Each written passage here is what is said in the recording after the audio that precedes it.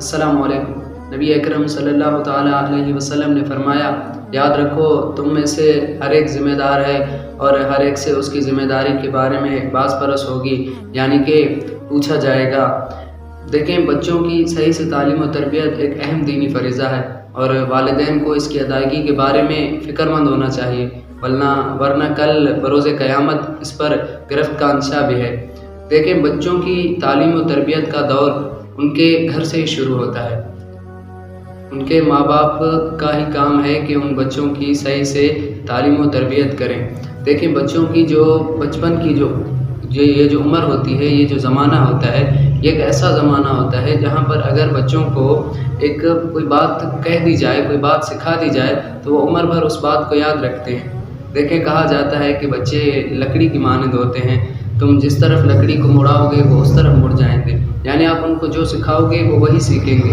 मिसाल के तौर पर अगर एक अच्छे नेक और ख़ानदान घर का बच्चा है, उसे उसके ख़ानदान वाले, उसके घर वाले ठीक से उठना बैठना सिखाते हैं, ठीक से खाना पीना बात करना, अच्छे तरीके से किसी कोई चीज़ को डिलीवर करना उसको सिखाते हैं, तो वो बच्चा उस चीज़ को सीख जाता है और अपनी उम्र में उसको याद रखता है। और इसी के बरक्स अगर कोई बद मज़हब घराना होता है जहाँ पर बच्चे को नाचना गाना बचपन से सिखाना शुरू कर दिया जाता है, उसको सिखाया जाता है, तो क्या होता है कि वो बच्चा अपनी उम्र में जाके उसी चीज़ को कंटिन्यू रखता है और फिर उससे घर वालों को परेशानियों का सामना करना पड़ता है, घर वाले परेशान होते हैं।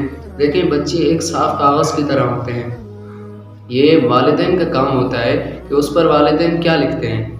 उस पर वालिदैन सिर्फ खतूत करते हैं, सिर्फ लकीरें खींचते हैं, या फिर उस पर कोई खूबसूरत फूल बनाते हैं। देखें, वो जो सफ़ेद कागज़ होता है वो बच्चों का दिमाग होता है। वहाँ पर आप उसमें क्या लिखते हैं ये आप पर डिपेंड करता है, आप उसको क्या सिखाते हैं ये आप पर डिपेंड करता है। वालिदैन की सबसे अच्छी कमाई, बल्कि एक दीनी अतिया भी यही है कि आप बच्चों की सही से तालीम और तरबियत करें।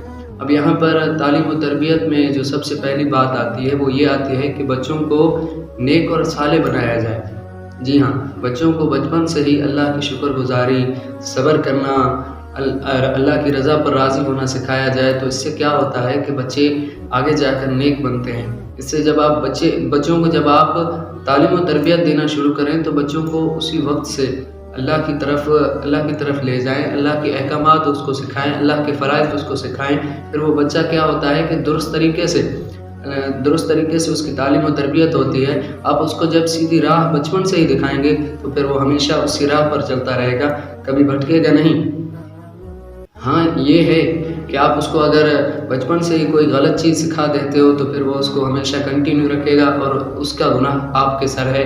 देखें, वालिदैन की एक अहम ज़िम्मेदारी है बच्चों की तालीम और तरबियत करना। जैसे मैंने आपको पहले हदीस सुनाई है कि हर किसी से उसकी ज़िम्मेदारी के बारे में बाज़ परस होगी, यानी कि उससे पूछा जाएगा कि तुमने इसकी तालीम और तरबियत की थी तो इसके ज़िम्मेदार तुम हो, तुमने ये क्यों नहीं किया, या तुमने ये क्यों किया।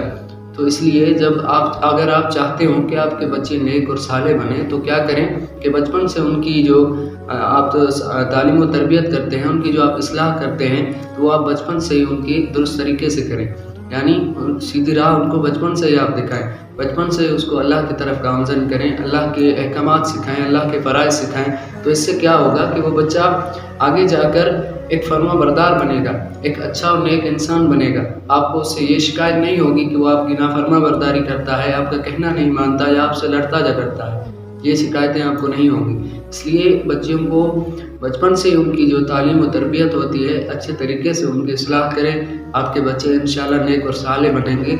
और जब बच्चा पैदा हो तो उसके दाहिने कान में किसी नेक इंसान से आज़ान दिलवाएं और बाएं कान में तकबीर दिलवाएं। अस्सलाम।